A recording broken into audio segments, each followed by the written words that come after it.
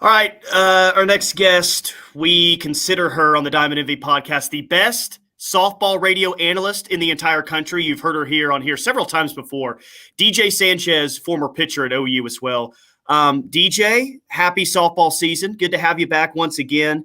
Just want to start off, it's crazy that OU didn't make every play last weekend. And they made some mistakes that, they didn't make in Oklahoma City last year. That was the end of the season. There's almost some mild worry about this team that I'm not getting, that I'm not fully understanding. It's early in the season. They won all those games. Just kind of your overall thoughts on what we saw in Irvine last weekend when OU swept those 5 games. You know that we're talking about a almost unrealistic team when a team goes 5-0, yes, right? Exactly. And everyone's going, what's wrong with them? What happened? And, I think honestly, when that Liberty game popped up, I think if whatever social media you're on, whoever you're talking to, you're like, do you see the score? Mm-hmm. Do you see the score against Liberty? And here's the deal. Liberty is a well-coached team. I mean, Dr. Dot Richardson coaches Liberty, for goodness sake. And it's a team, I think, that has set the precedent of putting up monster runs, shutting people out, hitting bombs left and right. And when that doesn't happen right off the bat, I think there was this kind of this stir of what's wrong. And there's nothing wrong. They're human. There's some new faces in the lineup. And at the end of the day, they walked away from Irvine, California, 5-0 with a big win over Washington and a hard-fought win against Liberty and Duke, taking off Duke, who is a new-ish program. And it's a successful weekend as far as I'm concerned. And this is a team that's going to continue to get better. Not only are there new faces, but I think the opening day lineup, you had your three-hole hitter, 5 and 6. Like your meat of your order is newcomers and transfer portal players, which I think is pretty significant. What did you think about those new hitters in the lineup? Haley Lee, Sid Sander, Torres. Just what did you see out of them? Haley Lee came in and did exactly, I think, what people expected her to do. She had a good weekend, got some clutch hits when she needed to. But, I mean, this is a new environment for her. I mean, coming from A&M, that's a big-time program. She has been here. She's been in that spotlight. She knows what it's like. Sid Sanders is still young, and she is in the process of still trying to figure out. But she did not have a poor weekend. She got some clutch hits when she needed to and came through. We're just going to continue to see the middle of that lineup grow. And I wouldn't be surprised if we don't see the batting order get shaken up here from week to week. We've seen that for years from Coach Gasso and every coach in the country, really. You're trying to see where are we going to get the most production. So just because we see that lineup shake up here in the next couple of weeks, it's not someone's not doing their job or this, that, or another. It's purely how are we going to get the most production out of what we have and what is the best formula to get that 1 through 9.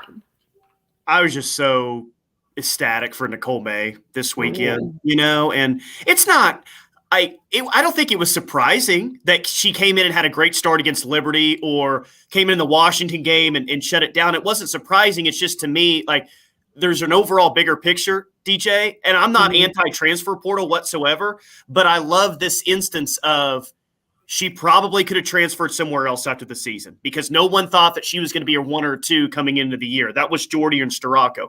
But she stuck around here when some people think that she wouldn't, and now she was maybe the biggest reason why they're still 5-0. I'm not anti-transfer portal. I think there's a lot of good things that can come from it. But I also love the other side of some things that can – really good things that can happen if you stick it out with the team that you've been on for a while. So I don't know what you thought about the overall situation, but I just loved it. Yeah, absolutely. Mark my words, Nicole May is a lifer. She is here from California doing and coming back every year and doing well. I mean, let's be real. 2 years ago, that national championship, Nicole May had a lot to do with it.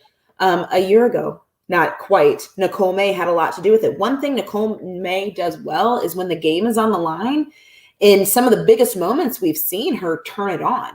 Yep. And she is a Sooner through and through. And I'm with you. I think the transfer portal is awesome. I'm not knocking it for a second. I think it's amazing that student athletes can go and have the experience that they want and be happy. It's important. But someone like Nicole May, who has been here from the get-go, and she's stepped up when it has mattered most. And what she did against Liberty and just holding them down. And then the way that she came in against Washington and worked out of some big jams. I mean, we're talking about bases loaded, winning run in scoring position late in the game. I think even in the 7th inning, and finding a way to get it done. That's just what she does. And she's been consistent in those big moments. And I think we're going to continue to see it from her. And the best part, I mean, she's a junior. She's been through it. That kid has seen everything in the past 2 years. So I don't think that there's anything that can rattle her in the circle at any point, because she's seen it all. Well, yeah, I mean, she has seen it all, not only as a starter, but I mean, you're the former pitcher here, I think it's one thing to go out there and shut down Liberty or start a game in Oklahoma City. I think it's a totally different thing, DJ, to go in the middle of the game when you're maybe not used to that reliever role and you have your routine that you like to go through before the game. Like, just talk about that aspect of it, of coming in a relief role and coming through that clutch. Well, it's a completely different mindset. I mean, like you said, you start, you have a routine, you do what you do, and you go, and the game is yours. Nicole May has come in. I mean, the way that she came in against Washington was huge. But I mean, we've seen her come in on the biggest stage with the game on the line. And it takes a special type of mentality. It takes a special type of pitcher to be able to do that, because not everyone can. I mean, in baseball, especially if starters, middle relievers, closers, Nicole May can come in the middle of a game and shut the game down. We've also seen her come in with runners in scoring position and needing to get 2 outs to close out a game. It's a completely different aspect coming in and having to put yourself in that position. You don't have a chance to settle down and find your groove. You better have your groove as soon as you get out there, because the game's on the line and you're the one that's having to keep things in check. Yeah. What about Jordy? Have you seen anything different from her mechanically from last year? How do you think she performed over the weekend? Just what you saw from her? I think Jordy threw well. There is a lot of high expectation, as there should be. She's one of the best, not if the best in the country, surrounding her. And she's a sophomore. I think I don't see anything physically. I mean, she came back after the injury in the World Series and did a good job and did what she physically could. I mean, in the offseason that she obviously took some time and getting back and feeling in the groove. I don't think that anything physically is an issue. I don't think there's an issue at all. At the end of the day, there's a lot. She came into last season and no one knew what to expect. And everyone, oh my gosh, Jordy Ball, she's amazing. And now everyone knows that name. Anyone who knows anything about softball and pitching, she's probably the first name that comes to mind right now in college softball. And it's a little bit of a different dynamic. People have scouting reports on her. People are watching film like crazy, trying to figure her out. You also have the dynamic of her coming in as a sophomore, not that that's what she's trying to do, trying to repeat what she did and continue to get better. That's every athlete. But that weighs a little bit. Feeling that need to perform. And that's part of the gig, being Jordy Ball is part of the gig, being a part of OU softball. But we're going to continue to see her get better and better and better. And that should be scary for a lot of people. Yeah. I didn't think about this at the time that she signed or even going into the season, but I'm thinking of Kirsten Deal on Sunday saying, golly, this has got to be a lot of pressure for her, because she's in like the same circle as Jordy Ball. Nicole May just had an incredible. Storako has a resume in the Big Ten. So she's trying to live up to that. Not only is she a true freshman starting, but she's trying to live up to those pitchers in front of her. But I thought Sunday she was as good as she could. I mean, I thought she was excellent. Yeah, she was. She threw well. She threw strikes. She took care of business and did to San Jose State what she should have. She came in and she took control of that game from the get-go. And it was good to see. And I think the best thing for Deal is the fact that she has Jordy Ball. She has Storako. She has Nicole May. She has that guidance as a freshman, because it's hard as a freshman being thrown in the fire and saying, here you go, kid, here's the ball. And we know you're going to do great, but do great. Right. Yeah. So, I mean, I think for her having that guidance, because all of them have been there, Jordy Ball less than a year ago. So her having a staff who can help her through that, I think is going to be huge for her. And I think it's going to come through in her performance, feeling a little less of that pressure because she has those 3 pitchers who are veterans through their experience who can help her through all of that. I guess Patty got what she was seemingly wanting this weekend, which is not a whole lot of run rules. They were able to play some 7-inning games and even some 8-inning games, which is just it's just crazy for me to think. I mean, she's right about it, and I agree with her. But yeah, we'd like to not have as many run rules because we want to play more 7-inning games. But it's so true when you have newcomers and you have so many young players. You can see from Patty's side that we don't want to be shorted any innings. Like, we're trying to develop this thing for the long term. And those couple extra innings, when you got 20 run rules, I mean, that takes away a lot of time.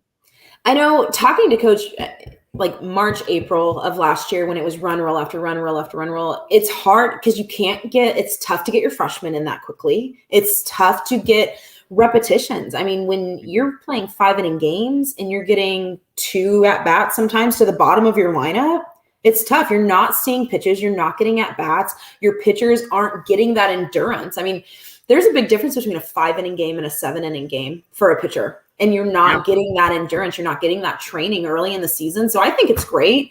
And I think it's crazy to think about, though, the idea of like, we really don't want to run real people because we'd like to get the reps. You know, it's a good problem to have. But you know, the run rules are going to come. I think that they're going to continue to be there like always, but it's important to get those reps, and you can practice all you want, but you cannot recreate being in it like that. You're the perfect person to ask this because you played for Patty and now you're calling games on, radio and TV. So you're very much around the program, and you watch a lot of sports outside softball as well. So when I hear, let's say, a college football coach say something, I think we're almost conditioned now to maybe say, is that just coach speak? Is that what that is? But I always say with Patty, I don't think that coach speak exists with her. Like, good, bad, indifferent, whatever is on her mind, she says it. Like, she's honest. So when I hear her say before the year, I think Nicole May is going to have her best year. When I hear her talk, really, say some good things about players, I'm kind of conditioned to say, I don't think that's coach speak from Patty. Like, I really genuinely believe that that's what she thinks. Do you have that same opinion, or is coach speak, even a thing around here?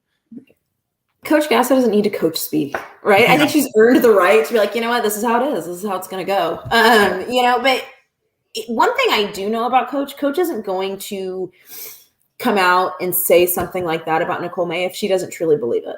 Right? She's not going to say this is going to be a great year for her. She's sat and she's watched and she has seen the training. She's seen what she's doing, not just physically on the field, but with the mental training and everything that she's put into the last 2 seasons and the summer and the fall. She sees it firsthand. And I mean, Coach Gasso calls it like it is. She's not going to just blow smoke and say, this person's going to be great. They're going to be great. Everybody's great. If she says that you're going to be great, it's because you've earned it. Yeah. Well, locally, the biggest story was Nicole May. Nationally, the biggest story was Mike White at Texas. I know that you saw that situation. A lot of people have thoughts. I don't love it. And I just don't like the negative attention it brings to the sport, because I think the sport's above that right now. What did you think about the situation with Texas this weekend? Here's the deal. We play a chess game. I can appreciate playing the game within the game. Good managers, good coaches do it. You have to, right? Calling time, managing your lineup, managing your subs. That is the game within the game, and it is a huge part of it. However, when you're beat, you're beat. And I think the way that it went down, we do not play a clock management game. Softball is a lot of things. Clock management is not what this game is. And I feel like it got taken advantage of. And at the end of the day, your team is going to learn more when you should have taken a tie or a loss or what have it, because the conversation should be, what adjustments could we have made to win the ball game, as opposed to, well, let's walk away with the W because I found a loophole in a drop dead time. It's a little bush league, in my personal opinion. But no, I agree. We don't play a clock management game, but managing and all of that is important. Are you going to be on the radio call once again this year? So I am when we get to Sweet. postseason. Up until that point, I'm going to be doing a lot of the ESPN Plus games, and Oh, everything for this nice. part is on Sooner Sports on ESPN Plus. So it's going to be awesome. I'm really looking That forward is to it. great. I did not know that. Well, I know OU softball fans. I think there was a bit of a misunderstanding when that ESPN Plus thing came out, because I think most people thought or heard it as, oh, every OU softball game, home or away, is going to be on Oh ESPN yeah. Plus. Not exactly. So some people had to go through Flow softball this weekend, and needless to say, they weren't too happy about that. But all home games will be on ESPN Plus, correct? Yes. So every home game starting here, I think in a couple of weeks, March 3rd. Yeah. Kentucky and Illinois, Chicago. So that's right around the corner. It's going to be here soon. But every single game that's being played at Marina Heights is going to be on ESPN Plus. It's going to be awesome. That's really cool. Happy for you, and thanks once again for hopping on with us. That's good stuff as always. Thank you. Happy to see you. Yeah. Talk to you soon. Okay.